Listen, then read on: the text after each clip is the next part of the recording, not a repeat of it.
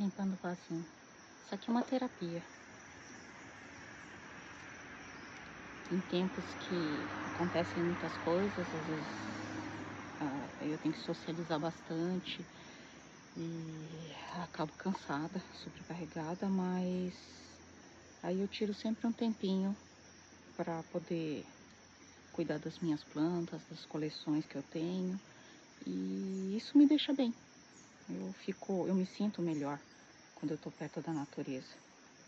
Claro que às vezes não dá tempo de fazer como a gente gostaria, né? Que a gente tem que trabalhar, botar as coisas em ordem, tudo, mas sempre que dá, inclusive quando eu morava em São Paulo, eu fazia isso. Eu vinha pro quintal, passava um tempo simplesmente arrumando os vasinhos, colocando as coisas em ordem. Ó, esses daqui estão cheios de matinho, ó. É que faz muito tempo que eu não consigo fazer assim direto, uns 30 dias de manutenção. Isso, assim, a gente sabe que cuidar de planta demanda tempo, e colecionando plantas então fica bem impossível, porque uma coleção nunca termina assim, ó, eu tô satisfeita, não. Essa daqui são as espadas de São Jorge, essa aqui é uma raridade e tô contente de ter ela aqui. Então, assim, tive coleções de espada de São Jorge, coleções de agaves, coleções de babosa, coleções de medicinais, árvores. Eu cheguei a colecionar árvores e, assim, vim pro sítio aqui, ampliou, né? Porque a gente acaba tendo espaço, e quando a gente tem espaço, a gente, ó, vai colocando um em cada cantinho. A minha ideia quando eu vim aqui pro sítio era ter apenas uma bancada bem pequena para que eu pudesse dar conta disso tudo. Mas não foi assim que aconteceu. Eu trouxe minha coleção de cactos para cá. Coleção de cactos praticamente cactos e suculentas. Eu tinha muitas adênios, cactos, suculentas, e como aqui chove muito e o calor, assim, quando vem de uma vez só, ou seja, tá tudo molhado e aí vem o calor. Aí ele cozinha uma boa parte das plantas, então eu tive que fazer uma área coberta. Mesmo assim, algumas suculentas, como aquelas plantas pedras que eles chamam, eu tinha uma coleção de 40 variedades e ela simplesmente derreteu, mas ela derreteu no coberto. Era assim, parecia que alguém veio assim, igual o Pernalonga fazia naqueles desenhos animados, puxava a planta pela raiz e ficava um buraquinho lá no vaso. E eu perdi quase tudo. Acho que se eu salvei, acho que eu salvei uma meia dúzia que eu mandei lá para uma amiga lá no Rio, que ela tem uma estufa, especialista de suculentas. E aí eu espero que as plantinhas estejam bem lá. Uma outra parte da coleção de adênios eu mandei aqui para perto, até relativamente perto, Pariquera-Açu, que é a cidade que, apesar da gente ser vizinho e no Vale do Ribeira, lá chove bem menos que aqui no pé da serra. O fato da gente estar no pé da serra, chove bastante. Hoje tá, por incrível que pareça, tá uma tarde bonita. Não tem cara que vai chover à noite. Então, aproveitando aqui para adiantar as coisas aqui do quintal. Recarregar um pouquinho as baterias, porque com tudo que aconteceu, eu acabei falando com muita gente, tanto pela internet, pessoalmente, tudo. Não é uma reclamação, fica parecendo uma reclamação, né? Mas não é. Que a gente recebeu bastante ajuda, recebeu bastante gente, e para fazer socializações fora daquilo que um autista tem de hiperfoco é bem cansativo. Então acabei em alguns dias bem cansada, esgotada. Eu não conseguia nem fazer as coisas direito e acabei não postando nada nos últimos dias, fazendo aqueles textos que eu gosto de fazer. Mas eu espero que em breve a gente esteja já com o quintal mais arrumado. Vai levar uns bons 2 meses, mas enquanto isso a gente vai dando conta aqui do recado, né? Se a gente se propôs a vir morar na floresta, a gente tem que seguir o ritmo dela, né? E são lições que a gente aprende. Quando eu vim morar aqui, logo no começo, há 15 anos atrás, acho que vai fazer 16 esse ano já, eu tive 2 meses de chuva sem parar. E assim, eu não tinha... A minha cozinha ficava do lado de fora da casa, então eu tive que tomar chuva para cozinhar.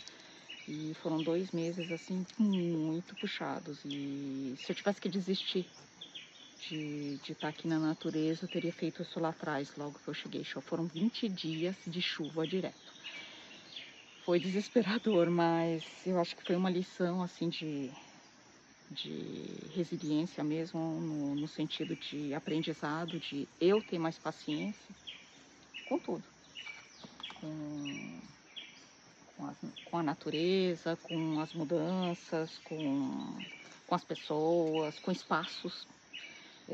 A gente, que aqui no Vale do Ribeira é uma coisa bastante difícil, manter roupa, sapato, tudo, qualquer coisa assim na área do vestuário, ele acaba mofando. Então é muito difícil às vezes a gente perder aquilo que a gente está acostumado a tratar com carinho. Lá em São Paulo, quando eu vim para cá, eu tinha camisetas com mais de 25 anos. Eu tinha camisetas que eu ganhei no meu aniversário de 7 anos de idade. E eu gostava muito dela. Ela ficou toda esburacada e eu tive que jogar fora, porque aí também não tinha jeito. Eu tinha camisetas da época de ginásio, de colegial, tudo, e eu gostava muito delas, porque eram lembranças que eu tinha. E perdi tudo. Então, eu aprendi muito sobre ter que mudar. E eu nem sabia que eu era autista naquela época, então eu tinha mais dificuldades ainda, porque eu não tinha nem como eu me respeitar. E o Anderson, que, nossa, ele me apoia muito nisso tudo,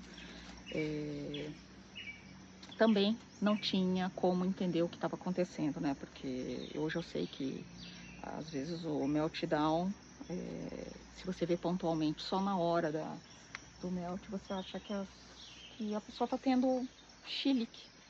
E quando na verdade foi uma consequência de uma coleção de coisas que vai acontecendo, né? Então, você passou um dia estressante, aí, sei lá, pega trânsito. Lá em São Paulo era assaltada uma vez por semana, porque é fogo, né? Tá na cidade grande.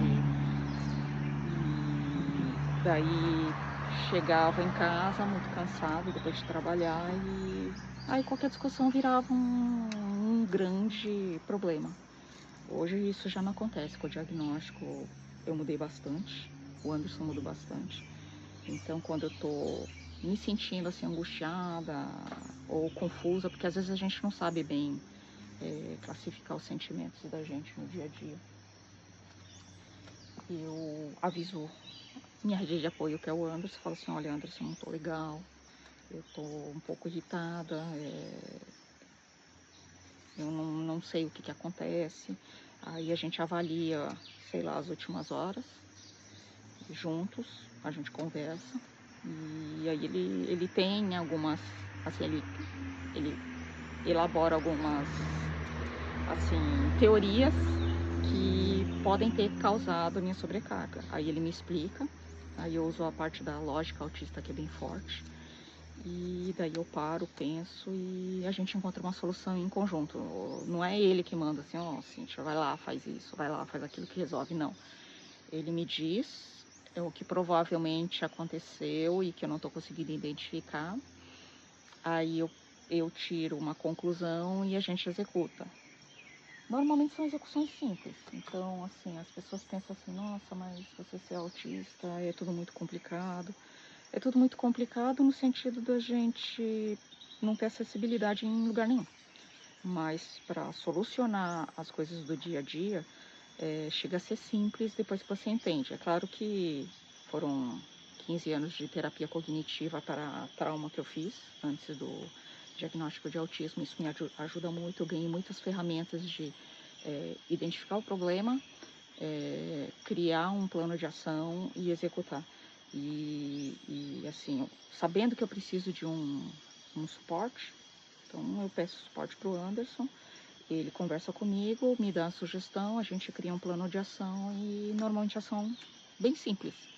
É coisa simples mesmo. Não funciona para criança, porque criança ainda não tem um repertório suficiente para fazer essa parte cognitiva. Isso é desenvolvido com treinamento, com terapias, e eu fiz muito isso, ainda bem que eu tive a oportunidade de fazer tudo isso. Então, pai e mãe que apoia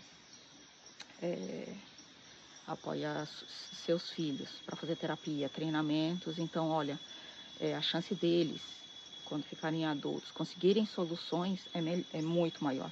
Porque muita gente acaba, como é que se diz, tendo crises e quando adultos e não sabe nem por quê. Porque não teve o treinamento quando criança, não teve a terapia quando criança, não teve oportunidade de crescer com apoio e aí o que acontece? Quando ele chega na idade adulta, ele acaba parecendo uma pessoa revoltada, sem direção. Então, assim, o diagnóstico é muito importante. As pessoas não fazem ideia. A pessoa chama de rótulo. Eu não chamo de rótulo, porque mudou tudo na minha vida. É uma questão de... Nossa, o barulho de cigarro tá me matando agora. É uma questão de poder escolher melhor as coisas. Então, eu não falo que eu não posso isso e que eu não posso aquilo. É uma coisa que todo mundo acha que quando eu fiz o diagnóstico, foi a primeira coisa que me falaram: agora você não pode isso, você não pode aquilo.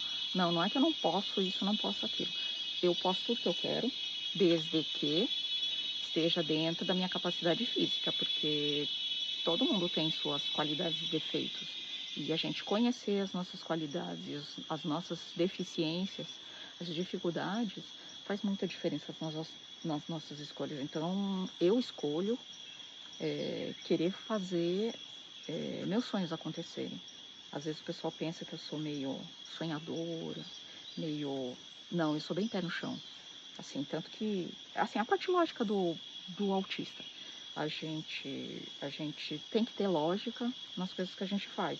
Então, minha formação é engenharia. Então, na área de exatas, para mim tudo faz sentido. Por isso não falo que foi tranquilo fazer faculdade, né? Foi a pior época de psicologia psicológica para mim e criou muitos traumas e eu tive que superar muito isso com muita terapia. Mas assim, eu acho que a faculdade de engenharia foi relativamente uma boa escolha, porque lá eu tinha lógica. Trabalhar com a lógica era uma coisa que fazia parte do dia a dia da aula, né? No trabalho, na escola, nas provas. Então, mesmo que fosse fora do meu hiperfoco, tudo tinha lógica. As contas, quando a gente fazia mecânica dos fluidos, tinha uma lógica de como os fluidos correm, as fórmulas todas e uma relação, né? E para mim era, assim, não fácil, mas compreensível para mim. Então, assim, eu tendo energia, eu conseguia fazer. Então, assim, ainda bem que eu fiz faculdade jovem, porque hoje eu já não tenho essa energia que eu tinha há... Quantos anos eu formei? Formei em 98, 30... sou péssima de fazer conta. Eu formei em 98. Em 98 eu tinha 20 e poucos anos. Então, assim, mesmo que não fosse no meu hiperfoco, mesmo que eu passasse mal, eu aguentava. Então, eu ia passando mal para a escola, eu ia passando mal trabalhar. E não tinha essa de, passou mal, fica em casa. Não. Eu sempre tive uma educação onde não existe opção de, vamos descansar. Não, não tem. Não tem essa opção de descansar. E eu ia trabalhar com febre. Quando eu não ia trabalhar, eu acho que me lembro de não ter ido trabalhar, acho que uma vez, quando eu estava com carteira assinada, foi porque realmente eu já não conseguia ficar em pé. Então um negócio ficou feio, tudo, aí foi bem difícil. Mas fora isso, então eu tinha essa resiliência. Hoje, mesmo que eu queira, eu já não tenho resiliência resiliência não, energia. Eu tenho resiliência, tenho vontade, Eu tento, tanto que às vezes eu até me quebro, porque eu vou além do que meu físico permite.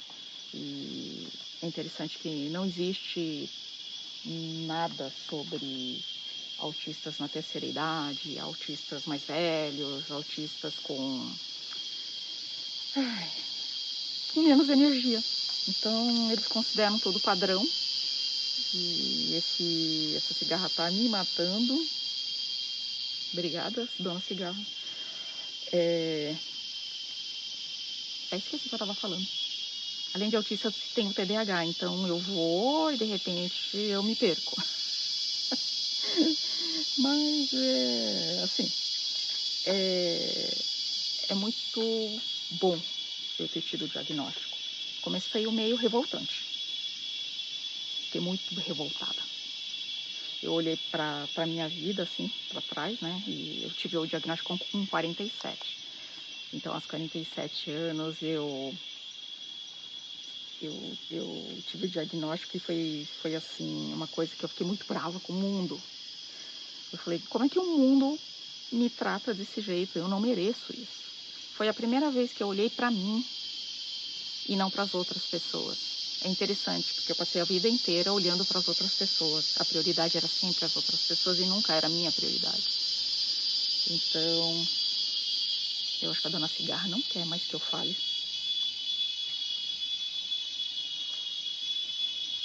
Então, quando veio o diagnóstico, eu aprendi que eu existia e que eu tinha direitos e que eu tinha...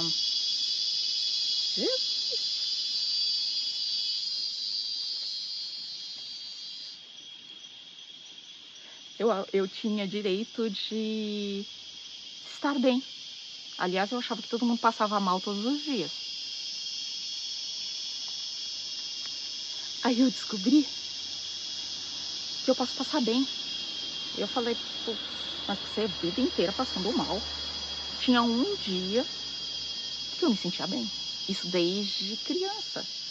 Então, assim, aspirina, Buscopan, Luftal, o remédio para refluxo, ibufreno, amoxicilina, cefalexina. Eu pareço uma hipocondríaca, mas a questão não era a doença em si. Era autismo e a sobrecarga e o não autoconhecimento de mim mesma para poder colocar os meus limites, né? Então hoje eu faço melhores escolhas, nossa, muito melhor. Final do ano eu escolhi ficar em casa, literalmente, ficar em casa, principalmente nos dias 24, 25, dia 31 e dia 1º, na virada. Tô limpando o vasinho. E eu resolvi ficar em casa e no dia 2 eu tava me sentindo bem. Eu falei, puxa, eu consigo isso, né? E tava toda animada já pra vir voltar a trabalhar tudo. Aí veio a ventania também, né? A gente não tem um minuto de paz. Mas, assim, se fosse antes, sem o diagnóstico, provavelmente eu estaria brigando com o Anderson todos os dias. E, em vez de melhorar a minha própria situação, eu estaria piorando minha própria situação. Então, eu não falei, aconteceu isso, ai que desgraça, eu vou ficar quietinha. Não. Vou fazer algo a respeito do que aconteceu, botar as coisas em ordem e as coisas vão voltar ao normal. Então, eu sou uma pessoa que não colocou limites por causa do diagnóstico. E eu não vou colocar, porque assim, se eu tiver que viver mal vivido 80 anos, que eu viva 60 anos bem vividos. Essa é a minha opção, é uma opção minha. Eu não falo que todo mundo tem que fazer isso, não. Mas eu quero viver bem vivido. Eu viver meus sonhos, aquilo que eu quero, aquilo que eu posso alcançar, aquilo que eu não posso também, mas mereço sonhar. Eu fico muito brava quando alguém vira para mim e diz que eu não posso porque eu sou autista. Fico porque é uma questão só de modo de correr atrás dos seus sonhos e não de impossibilidade de alcançar seus sonhos. Então, assim, Eu gasto muita energia para realizar meus sonhos, mas desde pequenininha isso veio da minha mãe. Se você sonha alguma coisa, desde que você não esteja prejudicando ninguém, muito pelo contrário, você esteja beneficiando a sociedade à sua volta, esse sonho vale a pena. Então, eu sonho e às vezes eu brigo com as pessoas quando elas chegam para mim e dizem assim, você não vai alcançar isso. Para mim isso é uma coisa muito cruel. Por que é que eles têm que colocar mais peso na vida de um autista, sabendo que o dia a dia da gente já é muito pesado. O nosso dia a dia, nossa, é assim, você acorda, já tá com coisas fora da normalidade do que seria um mundo ideal para um autista. É claro que nunca vai ter um mundo ideal, mas não é assim um pouquinho ruim. Às vezes é muito, às vezes é um barulho, às vezes, nossa senhora, dona cigarra não tá deixando eu falar. Continuo outro dia, então, batendo papo com vocês e limpando meu jardim, porque eu vou ter que sair daqui. Senão eu vou chegar lá embaixo, sobrecarregada, com esse barulho de cigarra gritando. É uma delícia ouvir cigarra, mas quando eu tô bem,